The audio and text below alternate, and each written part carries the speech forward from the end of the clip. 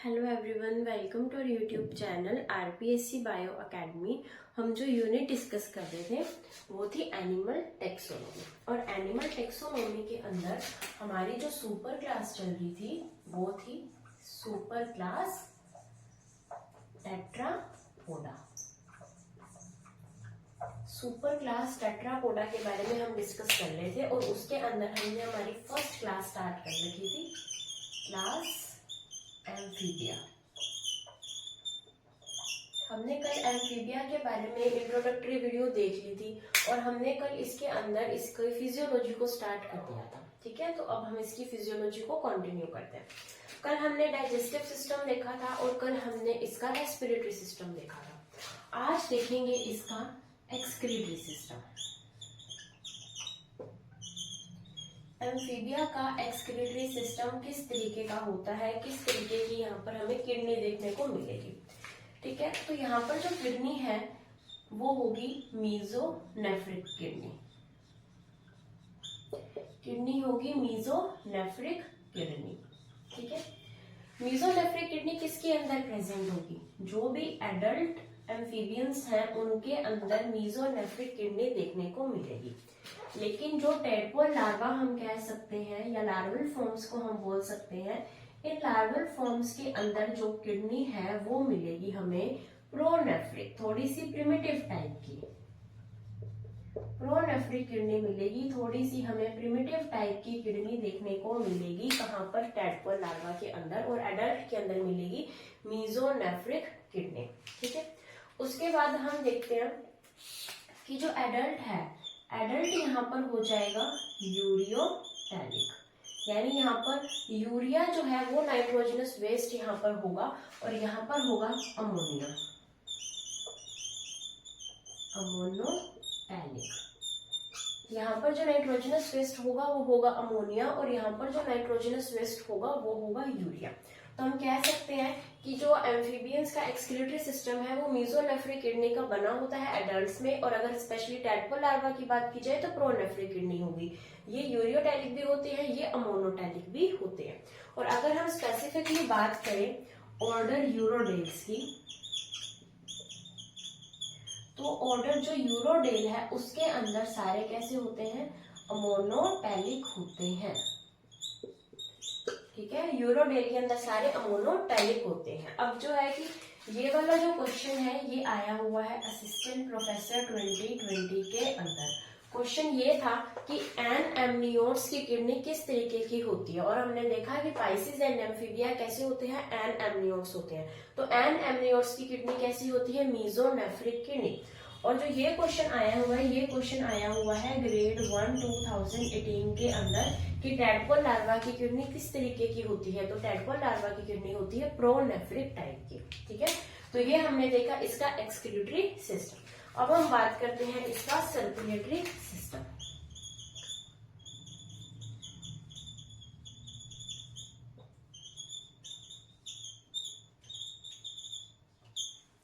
अगर हम बात करें सर्कुलेटरी सिस्टम के बारे में, तो सर्कुलेटरी सिस्टम यहाँ पर हमें देखने को मिलेगा क्लोज्ड, और यहाँ पर हमें देखने को मिलेगा 3 चैम्बर्ड हार्ट।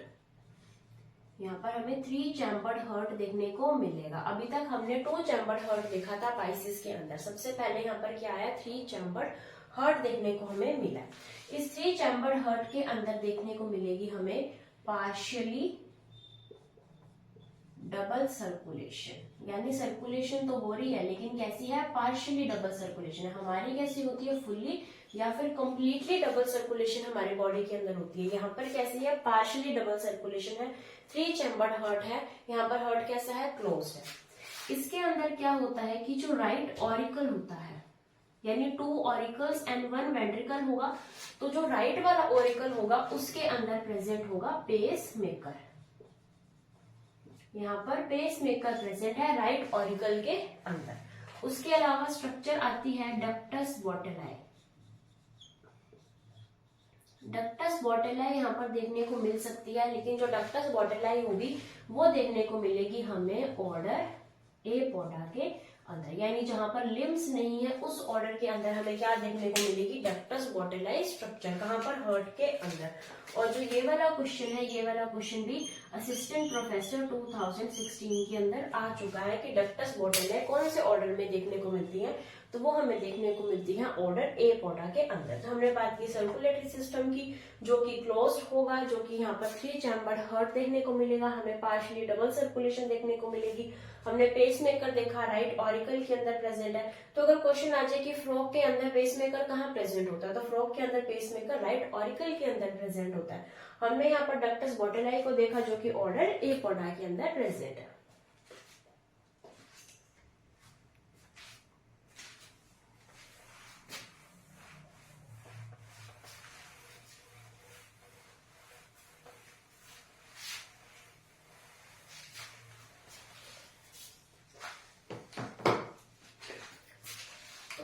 बात करें अब आरबीसी की, हमने सर्कुलेटरी सिस्टम में अभी डिस्कस कर रहे थे, तो उसके अंदर अगर हम आरबीसी की बात करें तो यहाँ पर जो आरबीसी है वो होगी बाय कन्वेक्स शेप की। जैसी आरबीसी हमने कहाँ पर देखी थी, पाइसिस के अंदर, वैसे ही बाय कन्वेक्स इस तरीके की आरबीसी हमें देखने को मिलेगी। और इसे और क्या बोल सकते हैं हम बोल सकते हैं ओवल शेप्ड। ओवल शेप्ड हमें आरबीसी देखने को मिलेगी। प्लस आरबीसी कैसी होगी, आरबीसी होगी न्यूक्लिएटेड। हमारी आरबीसी कैसी होती है, हमारी आरबीसी न्यूक्लिएटेड नहीं होती है। जब वो इमेच्योर होती है तब वो न्यूक्लिएटेड होती है, जब वो मैच्योर हो जाती है तो वो न्यूक्लिएटेड नहीं रहती है। तो यहाँ पर जो आरबीसी है वो न्यूक्लिएटेड ही रहेगी। उसके अलावा एम्फीबियंस के अंदर लार्जेस्ट कह सकते हैं, हम कह सकते हैं बिगेस्ट आरबीसी जो है वो एम्फीबियंस के अंदर ही पाई जाती है। और बिगेस्ट आरबीसी किसके अंदर पाई जाएगी, ये पाई जाएगी कोंगो ईल के अंदर, एम्फीयूरा के अंदर। एम्फीयूमा के अंदर पाई जाएगी सबसे लार्जेस्ट आरबीसी, किसके अंदर, एम्फीबियंस के अंदर, उसके अंदर भी किसके अंदर, एम्फीयूमा के अंदर लार्जेस्ट आरबीसी हमें देखने को मिलती है। उसके बाद हमने बात करनी है ईयर के बारे में। अगर हम देखें ईयर, तो यहाँ पर एक्सटर्नल ईयर प्रेजेंट नहीं होगा, क्योंकि एक्सटर्नल ईयर की जो डेवलपमेंट है, एक्सटर्नल ईयर या तो एविस के अंदर प्रेजेंट होगा या फिर मैमल्स के अंदर प्रेजेंट होगा। ये इन्हीं दोनों का कैरेक्टर है। इससे पहले कहीं पर भी हमें एक्सटर्नल ईयर देखने को नहीं मिलेगा। अब हम क्या पढ़ रहे हैं, एम्फीबिया, तो एक्सटर्नल ईयर तो नहीं होगा, तो क्या होगा, मिडल ईयर प्रेजेंट होगा, प्लस यहाँ पर प्रेजेंट होगा इंटरनल ईयर। तो middle ear and internal ear का बना हुआ यहाँ पर हमारे पास एक ईयर प्रेजेंट होगा। अगर हम बात करें मिडल ईयर की, तो मिडल ईयर के अंदर एक ऑसिकल हमें देखने को मिलेगा, यहाँ पर एक ऑसिकल प्रेजेंट होगा। और इंटरनल ईयर के अंदर हमें देखने को मिलेगी एक सेमी सर्कुलर कैनाल, यहाँ पर हमें देखने को मिलेगी एक सेमी सर्कुलर कैनाल। यहाँ पर हमें देखने को मिलेगा एक ऑसिकल, और उस ऑसिकल का नाम है कोल्यूमेला। उस ऑसिकल का नाम है कोल्यूमेला, जो कि मिडिल ईयर के अंदर प्रेजेंट होगा। और यहाँ से ये क्वेश्चन आ चुका है, कोल्यूमेला से ये क्वेश्चन आया था असिस्टेंट प्रोफेसर 2016 के अंदर, कि जो मिडिल ईयर के अंदर ऑसिकल प्रेजेंट होता है वो कौन सा ऑसिकल है, तो वो है कोल्यूमेला ऑसिकल। ठीक है, तो ईयर के अंदर middle ear and internal ear present है। सेमी सर्कुलर कैनाल बैलेंस बनाएगी, हम डिस्कस कर चुके हैं।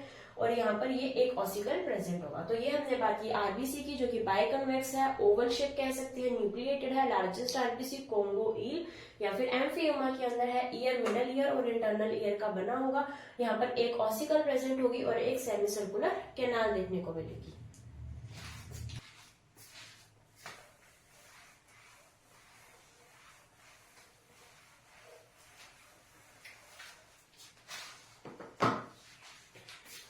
हम बात करते हैं इसके नर्वस सिस्टम के बारे में। नर्वस सिस्टम की बात करें तो नर्वस सिस्टम यहाँ पर प्रेजेंट होगा सेंट्रल नर्वस सिस्टम, और सेंट्रल नर्वस सिस्टम बना होगा ब्रेन का प्लस स्पाइनल कॉर्ड का। ब्रेन एंड स्पाइनल कॉर्ड का बना हुआ होगा यहाँ पर nervous system, central nervous system. अब अगर हम ब्रेन की बात करें तो ब्रेन के अंदर निकलेंगी 10 pair of cranial nerves. Cranial nerves हमें देखने को मिलेगी 10 पेयर्स, और स्पाइनल कॉर्ड से निकलेंगी 10 पेयर्स ऑफ स्पाइनल नर्व्स। तो 10 pair spinal nerves and 10 pair cranial nerves हमें यहाँ पर देखने को मिलेंगी। अगर हम बात करें 10 पेयर ऑफ क्रेनियल नर्व्स, तो यहाँ से जो क्वेश्चन आ चुका है वो क्वेश्चन इस तरीके से आया हुआ है। एक तो असिस्टेंट प्रोफेसर 2016 में ये क्वेश्चन आया था, और ये क्वेश्चन आया हुआ था ग्रेड 1 2015 के अंदर भी। यहाँ पर क्वेश्चन ये पूछा गया था कि फ्रॉग के अंदर कितनी pair of cranial nerves present है, तो वहां पर 10 pair of cranial nerves present है। और जो असिस्टेंट प्रोफेसर के अंदर जो क्वेश्चन आया था वो ये आया था कि एन एमनियोट्स के अंदर कितनी pair of cranial nerves present होती है, तो एन एमनियोट्स के अंदर 10 पेयर ऑफ क्रेनियल नर्व्स यहाँ पर हमें देखने को मिलेंगी। ठीक है, तो ये हमने देखा इसका नर्वस सिस्टम। अभी हम डिस्कस करते हैं रिप्रोडक्शन, रिप्रोडक्टिव सिस्टम। तो अगर हम रिप्रोडक्टिव सिस्टम की बात करें तो यहाँ पर ये जो एनिमल्स होंगे ये होंगे यूनिसेक्सुअल। ये एनिमल्स कैसे हैं? ये एनिमल्स हैं यूनिसेक्सुअल एनिमल्स हैं। इनके अंदर सेक्सुअल डायमॉर्फिज्म हमें देखने को मिलेगा। सेक्सुअल डायमॉर्फिज्म का मतलब होता है कि एक्सटर्नल कैरेक्टर्स के आधार पर हम मेल एंड फीमेल को आइडेंटिफाई कर सकते हैं, उसे क्या बोला जाता है? Sexual dimorphism. और सेक्सुअल डायमॉर्फिज्म हमें यहाँ पर देखने को मिलेगा। अगर हम क्लीवेज की बात करें तो क्लीवेज हमें देखने को मिलेगा unequal holoblastic, unequal holoblastic cleavage हमें यहाँ पर देखने को मिलेगा। ठीक है, और जो एम्फीबियंस का जो ब्लास्टुला होता है वो होता है एम्फीब्लास्टुला। ये जो भी चीजें मैं लिख रही हूँ इन चीजों को हम डिस्कस करेंगे जब हम डेवलपमेंटल बायोलॉजी को डिस्कस करेंगे। इसके बाद हम डेवलपमेंटल बायोलॉजी स्टार्ट कर देंगे, अगर आप कमेंट्स में लिख दोगे, नहीं तो कुछ और स्टार्ट कर लेंगे। तो उसके अंदर ही ये सारी चीजें आएंगी कि होलोब्लास्टिक क्लीवेज क्या होता है, अनइक्वल कैसे होता है, एम्फीब्लास्टुला क्या होता है, कौन से एनिमल के अंदर किस तरीके का ब्लास्टुला बनता है, कैसे वो डेवलपमेंट होती है। ठीक है, तो ये हम वहां पर पढ़ेंगे। वहां पर भी एक एक करके हम पढ़ेंगे कि एम्फीबियस के अंदर कौन सा होता है, रेप्टाइल में कैसा होता है। ठीक है, यहाँ पर क्या प्रेजेंट है? एम्फीब्लास्टुला प्रेजेंट है। उसके बाद अगर हम बात करें डेवलपमेंट की, तो जो डेवलपमेंट है, डेवलपमेंट हमें देखने को मिलेगी इनडायरेक्ट, इनडायरेक्ट डेवलपमेंट हमें देखने को मिलेगी। यानी यहाँ पर क्या बनेंगे? लार्वा बनेंगे। कौन सा लार्वा बनेगा? एक बनेगा टेडपोल लार्वा जो कि कॉमन है, और एक बनेगा एक्सोलोटल लार्वा। एक एक्सोलोटल लार्वा बनेगा और एक बनेगा टैडपोल लार्वा। टैडपोल लार्वा जो मेनली हम लिखते हैं वो लिखते हैं हम फ्रॉग का, है ना। फ्रॉग का लार्वा कैसा होता है? Tadpole larva. और एक्सोलोटल लार्वा ये किसका होता है? ये होता है सैलामेंडर का, सैलामेंडर का लार्वा है एक्सोलोटल लार्वा। उसके बाद अगर हम बात करें यहाँ पर फर्टिलाइजेशन कैसा होगा, तो यहाँ पर एक्सटर्नल के साथ साथ हमें इंटरनल फर्टिलाइजेशन भी देखने को मिलेगा। अगर हम बात करें एक्सटर्नल फर्टिलाइजेशन की तो ये होगा एन्यूरा के अंदर, और इंटरनल फर्टिलाइजेशन होगा वो होगा यूरोडेल्स के अंदर और एपोडा के अंदर। तो हमें दोनों तरीके का फर्टिलाइजेशन देखने को मिल जाएगा। अनइक्वल एंड होलोब्लास्टिक क्लीवेज देखने को मिलेगा। एम्फीब्लास्टुला यहाँ पर प्रेजेंट होगा। डेवलपमेंट इनकी इनडायरेक्ट होगी। Tadpole larva and axolotl larva, दो तरीके के लार्वा हम यहाँ पर पढ़ेंगे। अब जो सबसे इंपॉर्टेंट चीज आती है, जहां से क्वेश्चन आता है, वो आता है इस एक्सोलोटल लार्वा के ऊपर कि इसके अंदर नियोटेनी एंड पैडोजेनेसिस देखने को मिलती है। तो नियोटेनी एंड पैडोजेनेसिस क्या होती है, वहां से क्वेश्चन बने हुए हैं और अभी हम इसी चीज को डिस्कस करने वाले हैं। ठीक है, तो ये हम अभी डिस्कस करेंगे इस लार्वा के बारे में थोड़ा सा, उसके बाद हम इसकी क्लासिफिकेशन को भी डिस्कस करेंगे।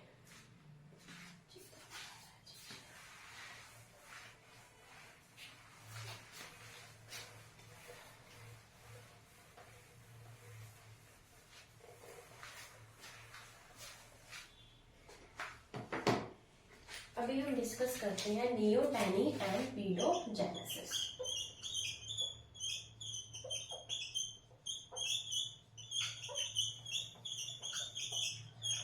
ठीक है, तो इसको समझने के लिए हम सबसे पहले नियोटेनी को समझेंगे, फिर हम बाद में पैडोजेनेसिस को समझेंगे, फिर हम देखेंगे इन दोनों में क्या फर्क है।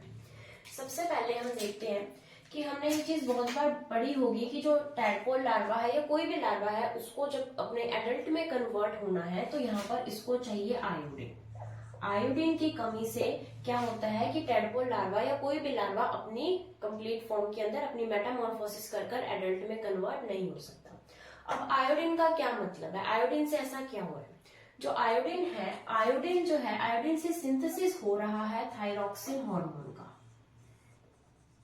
आयोडीन क्या बनाती है, थायरॉक्सिन हार्मोन बनाती है। हमारे अंदर भी थायरॉक्सिन हार्मोन जो बनता है वो आयोडीन से ही बनता है। हम कहते हैं ना कि आयोडीन वाला नमक खाना चाहिए ताकि हमारे अंदर थायरॉक्सिन हार्मोन जो है वो कंट्रोल में रहे, एक बैलेंस वे में रहे, कम ना हो जाए। इसी वजह से हमें आयोडीन वाला नमक खाने की सलाह दी जाती है। तो आयोडीन से क्या बनता है, थायरॉक्सिन हार्मोन। अब थायरॉक्सिन हार्मोन बन गया, अब ये थायरॉक्सिन हार्मोन क्या करवाएगा, ये करवाएगा मेटामॉर्फोसिस। मेटामॉर्फोसिस का मतलब होता है लार्वा से एडल्ट का कन्वर्जन, यानी लार्वा जो है उससे जब एडल्ट बनेगा उस प्रोसेस को बोला जाता है मेटामॉर्फोसिस। और मेटामॉर्फोसिस के लिए कौन सा हार्मोन रिक्वायरमेंट है, थायरॉक्सिन हार्मोन की रिक्वायरमेंट है। और इस हार्मोन को बनाने के लिए आयोडीन की जरूरत है। ठीक है, अब हम तो आयोडीन खा लेते हैं, हमें नमक मिल गया आयोडीन वाला, हमने खा लिया, लेकिन जो एनिमल्स कीचड़ में रह रहे हैं, जो एनिमल्स मड के अंदर रह रहे हैं, दलदल में रह रहे हैं, उनके पास आयोडीन कहाँ से आएगा।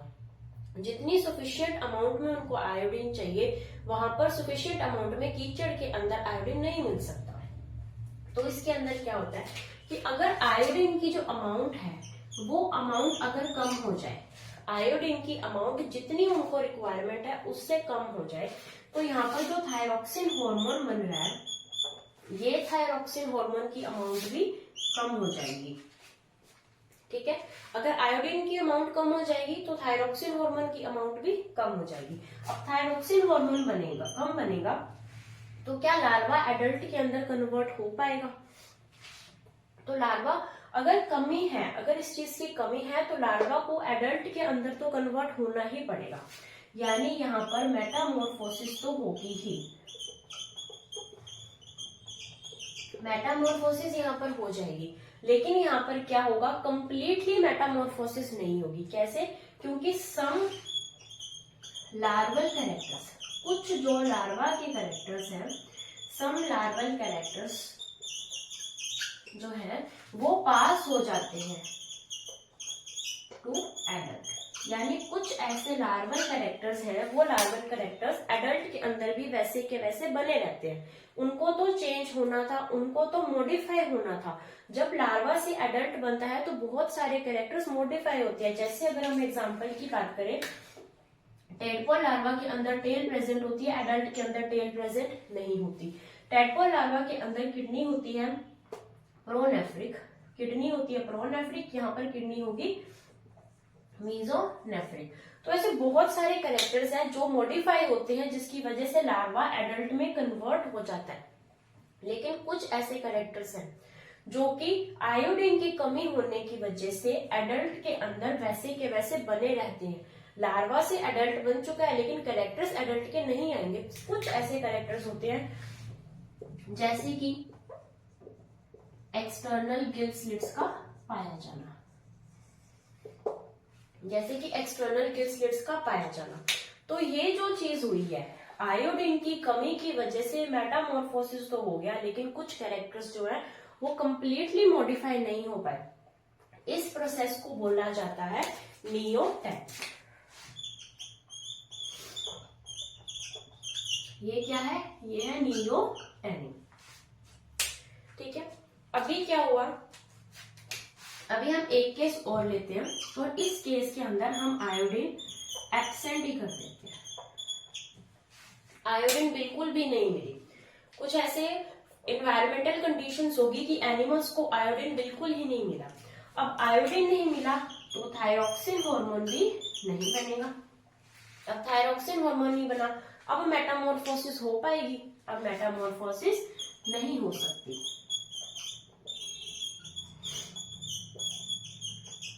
अभी मेटामॉर्फोसिस नहीं हो सकती। तो अब ये लार्वा क्या करेगा? अब इस लार्वा ने अपना जीवन यापन तो करना ही है, तो ये लार्वा क्या करेगा? ये लार्वा अपने अंदर रिप्रोडक्शन करना स्टार्ट कर देगा। यानी जब लार्वा रिप्रोड्यूस करना शुरू कर दे, लार्वा रिप्रोडक्शन करना शुरू कर देगा, जिसकी वजह से, इसके रिप्रोडक्शन की वजह से और लार्वा बनेंगे। और अगर उनको आयोडीन की प्रॉपर आयोडीन मिल गई तो फिर वहां पर थायरॉक्सिन हार्मोन बन जाएगा, फिर मेटामॉर्फोसिस हो जाएगा और एडल्ट बन जाएगा। और अगर यहाँ पर फिर उसके पास अगर आयोडीन की कमी रही तो फिर से यही प्रोसेस जो है वो रिपीट होता रहेगा। ठीक है, तो यहाँ पर अगर हम बिल्कुल भी आयोडीन नहीं है तो लार्वा खुद ही क्या हो जाएगा, रिप्रोडक्शन करना स्टार्ट कर देगा। और इस प्रोसेस को बोला जाता है पीडोजेनेसिस।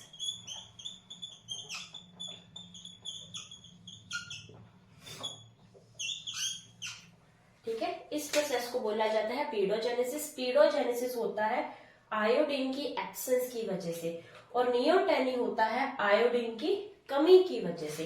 नियोटेनी में मेटामॉर्फोसिस होती है, लेकिन पीडोजेनेसिस में मेटामॉर्फोसिस नहीं होती। नियोटेनी में कुछ कैरेक्टर्स लार्वा के एडल्ट में होते हैं, लेकिन यहाँ पर लार्वा ही रिप्रोड्यूस करना शुरू कर देता है। तो ये था डिफरेंस नियोटेनी और पीडोजेनेसिस। ये दोनों ही कैरेक्टर्स कौन शो करता है, ये दोनों ही करते हैं एक्सोलोटल लार्वा। ये दोनों ही कौन शो कर सॉरी एक्सोलोटल लार्वा। और यहाँ से जो है ये क्वेश्चन आ चुका है असिस्टेंट प्रोफेसर के अंदर, कि इस तरीके से क्वेश्चन पूछा गया था कि नियोटेनी इज फाउंड इन, और ऑप्शन में क्या था, एक्सोलोटल लार्वा था। अब जो नियोटेनी है, जब हम इसको डीप में पढ़ने में जाएंगे तो नियोटेनी के भी बहुत सारे टाइप्स होते हैं, लेकिन हमारे जो क्वेश्चन क्लिक कर चुका है वो कर चुका है कि एक्सट्रीम नियोटेनी या फिर टोटल नियोटेनी। एक्सट्रीम या फिर टोटल नियोटेनी कहां पर देखने को मिलेगी। तो एक्सट्रीम या फिर टोटल नियोटेनी के एग्जांपल्स देख लेते हैं, क्योंकि यहां से क्वेश्चन बन चुका है। अगर हमें ज्यादा नहीं याद करना तो हम ये कह सकते हैं कि जो ऑर्डर यूरोडेल्स है उसके अंदर ही ये चीजें देखने को मिलेंगी। एक्सट्रीम या फिर टोटल नियोटेनी यूरोडेल्स के अंदर देखने को मिलेंगी। लेकिन जो एग्जांपल्स हैं वो हम देख लेते हैं। सबसे पहले एग्जांपल आएगा नेक्ट्यूरस। इसे बोला जाता है मड पपी ईल। इसके अंदर हम कह सकते हैं टोटल नियोटेनी, एक्सट्रीम नियोटेनी या फिर परमानेंट नियोटेनी हमें देखने को मिलती है। दूसरा आएगा केव सैलामेंडर। इसे बोला जाता है प्रोटियस। प्रोटियस या फिर केव सैलामेंडर के अंदर भी एक्सट्रीम या फिर टोटल नियोटेनी देखने को मिलती है। उसके बाद आएगा सायरन। सायरन को बोला जाता है मड ईल। इसके अंदर भी एक्सट्रीम या फिर टोटल नियोटेनी मिलती है। अब जो क्वेश्चन आया था, क्वेश्चन बहुत इंटरेस्टिंग आया था। क्वेश्चन ये था कि एक्सट्रीम या फिर टोटल नियोटेनी किसके अंदर नहीं पाई जाती, और ऑप्शंस थे Necturus, Proteus, siren and axolotl larva. ठीक है, तो अब अगर किसी ने ये चीज नहीं पढ़ी है सायरन वाली, तो हर कोई सोचेगा कि एक्सोलोटल लार्वा के अंदर तो नियोटेनी प्रेजेंट होती है, तो उसका आंसर होगा सायरन। लेकिन इसका आंसर था एक्सोलोटल लार्वा, क्योंकि इसके अंदर जो है नियोटेनी हो सकती है, लेकिन इसके अंदर तो होगी ही। इन तीनों के अंदर तो नियोटेनी होगी ही। ऐसा क्यों होगा? क्योंकि ये जहां पर रहते हैं, इनका जो इन्वायरमेंट है वहां पर आयोडीन की कमी हमेशा ही रहती है। लेकिन इसके अंदर आयोडीन की कमी रह भी सकती है, पूरी भी हो सकती है।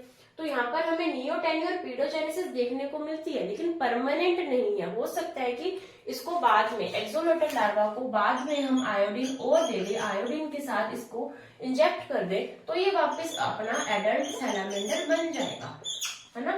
तो ये परमानेंट या एक्सट्रीम नहीं है। अगर इस नियोटेनी, एक्सट्रीम नियोटेनी यानी इनको अगर हम और आयोडीन को इंजेक्ट कर दे और जितना मर्जी आयोडीन दे दें, ये एडल्ट नहीं बनेंगे। यहाँ पर एडल्ट की फॉर्मेशन नहीं हो पाएगी, क्योंकि ये क्या शो कर रहे हैं, एक्सट्रीम या फिर टोटल नियोटेनी। यहाँ पर एक्सट्रीम या फिर टोटल नियोटेनी नहीं है, यहाँ पर नियोटेनी है। यहाँ पर पैडोजेनेसिस भी देखने को मिलती है। वो कंडीशंस पर मतलब इफेक्ट करेगा कि इन्वायरमेंटल कंडीशंस कैसी हैं, लेकिन यहाँ पर एक्सट्रीम नहीं है। एक्सट्रीम कहाँ पर है? एक्सट्रीम यहाँ पर है। ये तीनों ही ऑप्शन कौन से ऑर्डर के थे? ऑर्डर यूरोडेल्स। और यूरोडेल्स में भी ये देखा जा सकता है कि यहाँ पर नियोटेनी एंड पीडोजेनेसिस देखने को मिलती है। तो जो प्रीवियस ईयर क्वेश्चन है वो हमारे आंखों से निकली होने चाहिए कि जो एग्जामिनर है वो कहां तक पहुंच रहा है। ठीक है, और ये क्वेश्चन जो है असिस्टेंट प्रोफेसर में आया हुआ है, हमारे लेवल पर तो नहीं आया हुआ। ये क्वेश्चन असिस्टेंट प्रोफेसर पर ही आया हुआ है। ठीक है, तो ये हमने डिस्कस किया नियोटेनी एंड पीडोजेनेसिस।